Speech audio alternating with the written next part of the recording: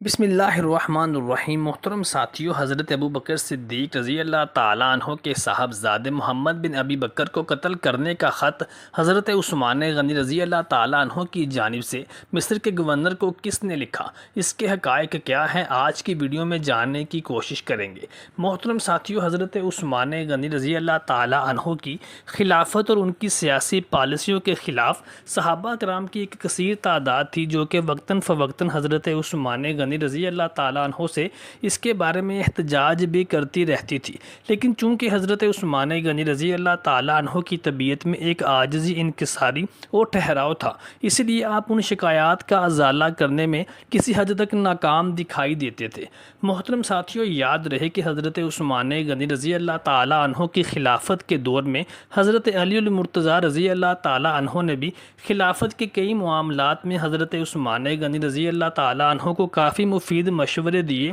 اور جن پر حتی الامکان حضرت عثمان غنی رضی اللہ تعالیٰ عنہ عمل پیرا ہونے کی کوشش بھی کرتے رہتے تھے۔ حضرت عثمان غنی رضی اللہ تعالیٰ عنہ کی مظلومانہ شہادت ایک دم سے وقوع پذیر نہ ہوئی تھی، بلکہ اس کے پیچھے سیدنا عثمان غنی رضی اللہ تعالیٰ عنہ کی سیاسی پالیسیاں اور کچھ اجتہادی غلطیاں تھیں، جن کی وجہ سے حضرت عثمان غنی رضی اللہ تعالیٰ عنہ پر مدینہ منورہ کی سرزمین تنگ ہونے لگی، اور بلوائیوں اور باغیوں نے حضرت عثمان غنی رضی اللہ تعالیٰ عنہ کو مظلومانہ شہید کر دیا۔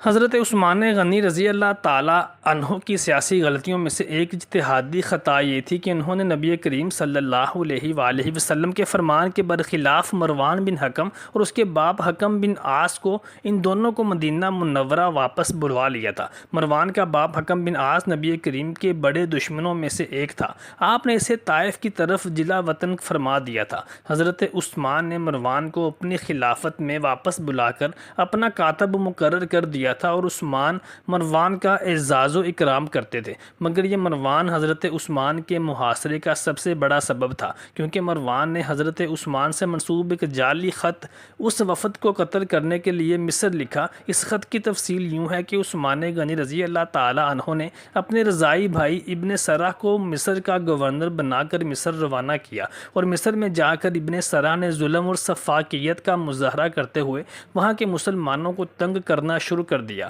مصر سے بہت سے وفود حضرت عثمان غنی رضی اللہ تعالیٰ عنہ کے پاس آتے اور آ کر ابن سرح کی شکایت کرتے۔ حضرت عثمان غنی رضی اللہ تعالیٰ عنہ نے ابن سرح کی سرزنش بھی کی، لیکن وہ پھر بھی باز نہ آیا، تو مصر کے وفود مجبوراً حضرت علی رضی اللہ تعالیٰ عنہ کی خدمت میں حاضر ہوئے اور ابن سرح کی شکایت کی، تو حضرت علی کرم اللہ وجہ الکریم نے سرزنش کی اور حضرت عثمان غنی رضی اللہ تعالیٰ عنہ سے کہا کہ محمد بن ابی بکر صدیق کو مصر کا گورنر بنا کر بھیجا جائے۔ چنانچہ عثمان غنی رضی اللہ تعالیٰ عنہ نے ابو بکر صدیق رضی اللہ تعالیٰ عنہ کے صاحبزادے محمد بن ابی بکر کو گورنر مصر نامزد کر کے مصر روانہ کیا۔ محمد بن ابی بکر ابھی مصر کے راستے میں ہی تھے کہ انہوں نے وہاں پر ایک حبشی غلام کو دیکھا، جس کے پاس خلیفہ وقت کی مہر ثبت کیے ایک خط برآمد ہوا، جس میں لکھا گیا تھا کہ محمد بن ابی بکر اور اس کا وفد جیسے ہی تمہارے پاس آئیں گے تو میں حکم دیتا ہوں کہ سارے وفد کو محمد بن ابی بکر کے ساتھ ہی قتل کر دیا جائے۔ محمد ابن ابی بکر وہ خط لے کر حضرت علی رضی اللہ تعالیٰ عنہ کے پاس گئے اور حضرت علی رضی اللہ تعالیٰ عنہ کے ساتھ خلیفہ وقت کے پاس پہنچے، تو حضرت عثمان غنی رضی اللہ تعالیٰ عنہ نے کہا کہ میں نے ایسا کوئی حکم نامہ تحریر نہیں کیا۔ بعد میں بھید یہ کھلا کہ یہ جعلی خط خلیفہ کی مہر کے ساتھ مروان بن حکم نے تحریر کیا تھا۔ اب چونکہ مروان بن حکم کے اوپر حضرت عثمان غنی رضی اللہ تعالیٰ عنہ اندھا اعتماد کرتے تھے اور اس کو اپنی خلافت میں اہم ذمہ داریاں بھی سونپ چکے تھے، جس کا فائدہ اٹھاتے ہوئے مروان بن حکم نے اسلامی سلطنت کے شیرازے کو بکھیرنے میں ایک اہم کردار ادا کیا تھا، اور اس نے بہت سی منافقانہ چالیں چلیں، جن میں سر فہرست یہ جعلی خط لکھ کر مصر روانہ کیا، جس میں حضرت عثمان غنی رضی اللہ تعالیٰ عنہ کے خلاف بلوائیوں اور باغیوں کا ایک محاذ کھڑا ہو گیا۔ حضرت عثمان غنی رضی اللہ تعالیٰ عنہ کے محاصرے کرنے والوں نے آپ سے مطالبہ کیا کہ مروان بن حکم کو ان کے سپرد کریں، لیکن حضرت عثمان غنی نے ایسا کرنے سے سختی سے انکار کر دیا،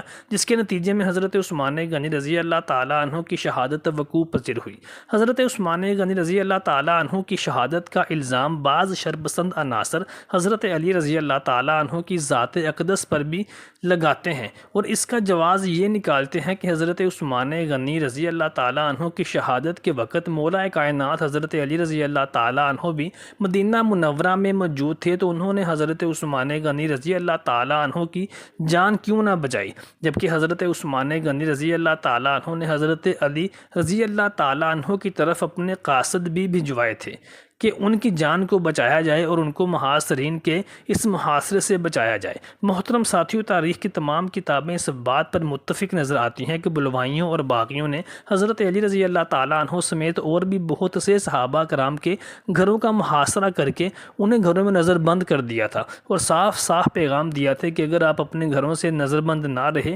تو آپ کو بھی قتل کر دیا جائے گا۔ بہتر یہی رہے گا کہ آپ اپنے گھروں میں نظر بند رہیں اور یہاں پھر آپ کو مدینہ منورہ سے باہر نکال دیا جائے گا۔ یعنی شرپسند عناصروں کی طاقت کا اندازہ اس بات سے بھی لگایا جا سکتا ہے کہ انہوں نے خلیفہ وقت حضرت عثمان غنی کے گھر کا محاصرہ بھی کر لیا تھا اور کسی قسم کی کوئی پریشانی بھی ان کو لاحق نہ تھی۔ یہی وجہ تھی کہ حضرت علی کرم اللہ وجہ الکریم سمیت اور بھی بہت سے صحابہ کرام حضرت عثمان غنی رضی اللہ تعالیٰ عنہ کو چاہتے ہوئے بھی ان محاصرین سے اور ان باغیوں کے شر سے بچا نہ سکے، بلکہ حضرت علی رضی اللہ تعالیٰ عنہ نے تو اپنے بڑے صاحبزادے امام حسن علیہ السلام کو حضرت عثمان غنی رضی اللہ تعالیٰ عنہ کے گھر کے دروازے پر ان کی حفاظت کے لیے بھی مامور فرما دیا تھا، اور باغیوں سے اور بلوائیوں سے ایک جھڑپ کے دوران حضرت امام حسن علیہ السلام زخمی بھی ہوئے تھے۔ پھر بھی حضرت علی رضی اللہ تعالیٰ عنہ کی ذات اقدس پر حضرت عثمان غنی رضی اللہ تعالیٰ عنہ کے قتل کا اور ان کی شہادت کا الزام لگانا سمجھ سے بالا تر ہے،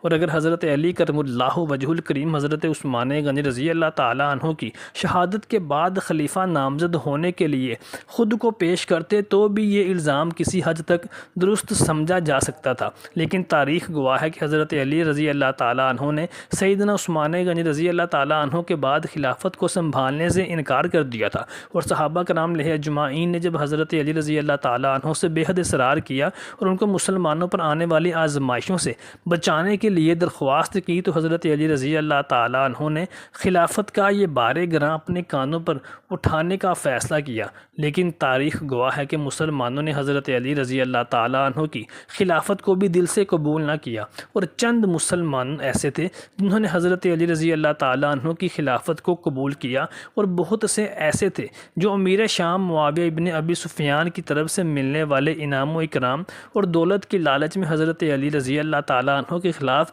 محاذ کھڑا کرنے پر بھی آمادہ ہو گئے تھے۔ اور پھر تاریخ نے دیکھا کہ حضرت علی رضی اللہ تعالیٰ عنہ کے خلاف ایک محاذ کھڑا ہوا، اور نبی کریم صلی اللہ علیہ وآلہ وسلم کی حدیث مبارکہ کے مطابق حضرت علی کرم اللہ وجہ الکریم اس محاذ میں حق پر تھے، اور حضرت علی رضی اللہ تعالیٰ عنہ اس محاذ میں سرخرو بھی ہوئے۔ اللہ تعالیٰ سے دعا ہے کہ وہ ہمیں نبی کریم صلی اللہ علیہ وآلہ وسلم کا اور ان کے تمام اہل بیت اطہار کا اور تمام صحابہ کرام علیہ اجمعین کا با ادب غلام بنائے۔ کمنٹ سیکشن میں آمین لکھیے گا۔